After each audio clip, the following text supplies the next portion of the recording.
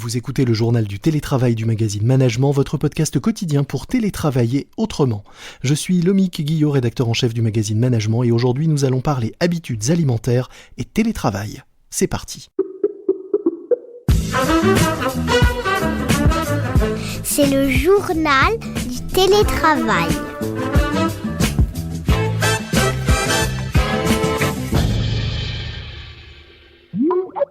Aujourd'hui, je reçois Romain Ben-David, directeur de l'expertise corporate et climat social pour l'Institut IFOP. Bonjour Romain. Bonjour. Vous venez de réaliser pour le compte de Babybel un sondage sur les comportements alimentaires des Français durant le confinement.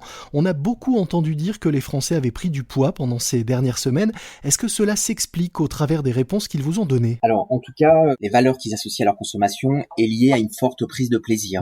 Alors, juste pour préciser, on est auprès de salariés, on n'est pas auprès de l'ensemble des Français, puisque l'intérêt était aussi de mesurer pendant leur travail la pratique de pause alimentaire que ceux qui étaient en télétravail pouvaient réaliser plus facilement. Et ce qu'on voit effectivement, c'est qu'on a une dynamique qui est à la hausse de l'intérêt pour les repas et les pauses alimentaires. On a 39% des interviewés qui estiment que leur intérêt était plus important, contre seulement 20% qui estiment qu'il a été moins important. Et ce qui est intéressant, c'est que ça concerne surtout les plus jeunes, puisque 44% d'entre eux, près de la moitié, nous disent avoir un intérêt plus important pour ces pratiques alimentaires. Alors pour quelles raisons est-ce qu'ils se sont autant offerts de pauses pendant cette période, ces salariés ? En fait, on est dans une recherche de plaisir qui est très plurielle. On a pu voir qu'il y avait une envie de créativité, puisqu'on a 80% qui nous disent qu'ils ont essayé de nouvelles recettes, avec là encore des jeunes qui sont plus investis.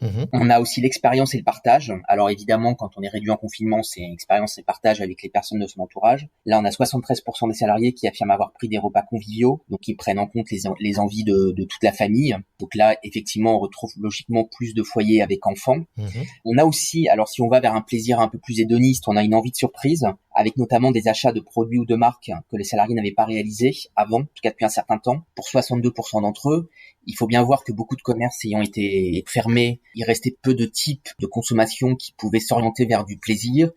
Et donc effectivement, dans ces cas-là, notamment dans les grandes surfaces, on a cherché un peu à compenser le plaisir qu'on ne trouvait pas ailleurs par l'achat de nouveaux produits ou de marques, ou en tout cas de marques qu'on ne consommait pas depuis un certain temps. Et puis on a un plaisir plus personnel, ça ce sont les pauses alimentaires pendant ces périodes de travail, qui a été facilité pour ceux qui étaient en télétravail, puisqu'une majorité de 52% des salariés y ont eu recours, pratique qui s'avère beaucoup plus massive chez les franciliens, donc plus en télétravail, 60%, et du coup auprès de ceux qui étaient aussi en télétravail où on monte à 60%. Oui, on est un peu, il y a une inégalité ou en tout cas plus de pauses chez ceux qui télétravaillent que dans d'autres que pour d'autres salariés qui eux pouvaient être à l'arrêt en fait à domicile. Exactement, non seulement pour ceux qui étaient à l'arrêt, mais aussi pour ceux qui ont dû continuer ce qu'on a appelé les premières et les secondes lignes, ceux qui ont dû continuer à travailler notamment en extérieur, qui n'avaient pas les conditions en tout cas aussi faciles et l'autonomie que permet le télétravail pour s'autoriser ce type de pause. C'est le fameux clivage qu'on voit col bleu, col blanc, qu'on voit dans toutes nos enquêtes auprès des salariés,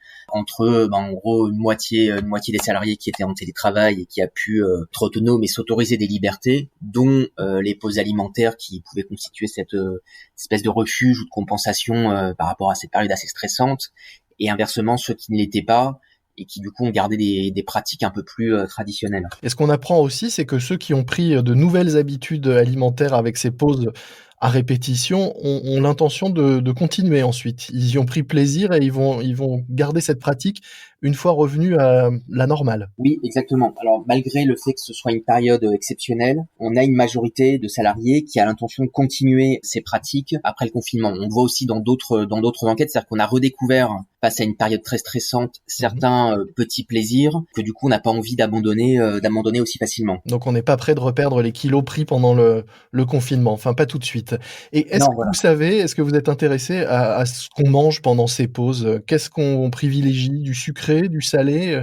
Quel type de produits ont eu la cote pendant le confinement auprès des télétravailleurs ? Si on s'intéresse uniquement aux pauses alimentaires, on est plus sur des aliments sucrés qui servent un peu ce qu'on a appelé pause de réconfort, de refuge, de compensation, et notamment les gâteaux ou les bonbons qui sont quand même cités par 46% des salariés qui se sont autorisés ces pauses, le chocolat pour 40%, les fruits frais ou secs pour 20%. C'est presque narcissique, là, c'est du plaisir instantané. Les aliments salés sont malgré tout aussi cités par une proportion non négligeable de salariés, et En premier lieu, le fromage, qui ressort à 16%, devant la charcuterie à 12%. Et alors après, quel lien de cause à effet, ça je ne sais pas trop, mais les encadrants, les managers, donc peut-être plus stressés avec plus de responsabilités, sont aussi plus nombreux à avoir privilégié un type d'aliment salé comme le fromage pendant ces pauses, puisque près d'un quart d'entre eux, 22%, en ont consommé régulièrement pendant cette période. Quand vous dites régulièrement, est-ce que vous avez aussi étudié la fréquence de ces pauses, leur nombre dans la journée, leur durée éventuellement auprès des différentes populations ? On est resté sur des considérations assez classiques de régulièrement, occasionnellement, parce que la fréquence en fait est très variable selon chaque personne. On est sur du déclaratif, donc on est resté sur des échelles qui sont les mêmes pour tout le monde, c'est-à-dire souvent, parfois ou jamais. Donc quand on dit régulièrement, c'est à l'appréciation des interviewés qui nous disent en avoir pris souvent. Et donc plus souvent que qu'en temps normal. Exactement, plus souvent qu'en temps normal, plus varié aussi qu'en temps normal, plus diversifié dans la recherche de plaisir, donc que ce soit dans le partage, dans la convivialité, un peu dans le narcissisme, et puis aussi un peu dans la nouveauté, la recherche de marques qu'on n'avait pas pris depuis longtemps. On a parlé de différences entre les âges, entre les types de secteurs et d'activités, entre les niveaux hiérarchiques. Est-ce qu'il y a aussi des différences tout simplement hommes-femmes dans les pauses, leur rythme et ce qu'on consomme ? Il s'avère que si on regarde sur la distinction entre sucré et salé, on a une proportion plus élevée de femmes par rapport à la moyenne des salariés qui ont préféré des pauses alimentaires sucrées. 81% contre 77%, alors c'est pas très marqué, mais c'est un petit peu plus élevé, tandis que les hommes sont un peu plus nombreux en proportion à avoir préféré le salé. 29% nous citent au moins un aliment salé contre 24% en moyenne. Les hommes cadres en télétravail ont surtout mangé du salé, alors. Et encore plus les encadrants. Donc là, parmi les cadres, ceux qui manageaient une équipe.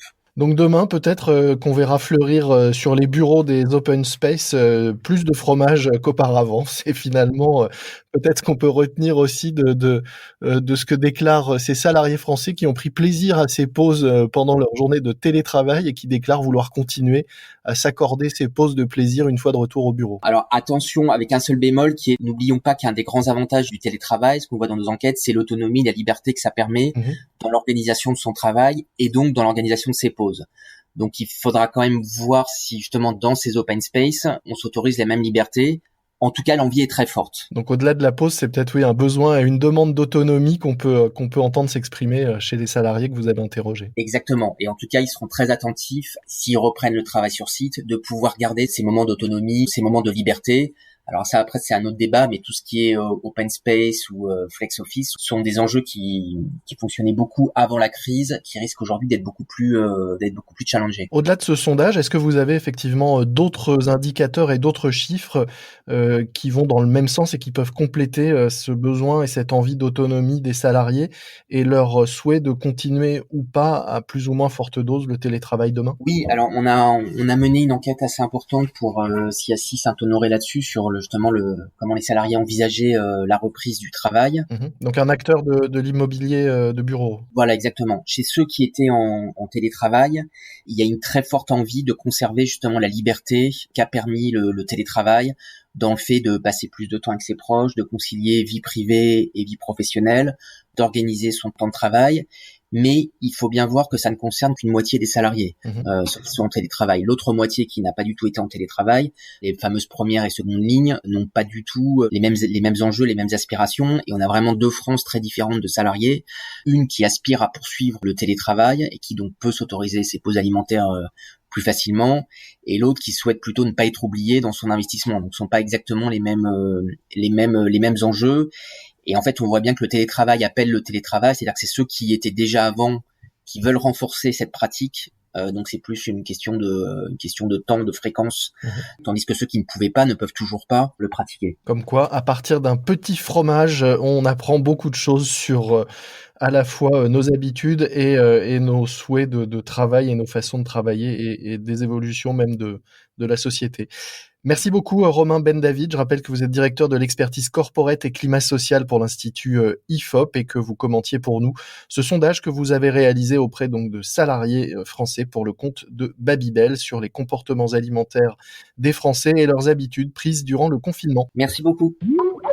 C'est la fin de notre JT, le journal du télétravail, un podcast que je vous recommande puisqu'on parlait alimentation. Écoutez donc À Poil, un podcast qui cuisine les chefs et qui vous permet de découvrir les personnalités qui se cachent derrière les fourneaux.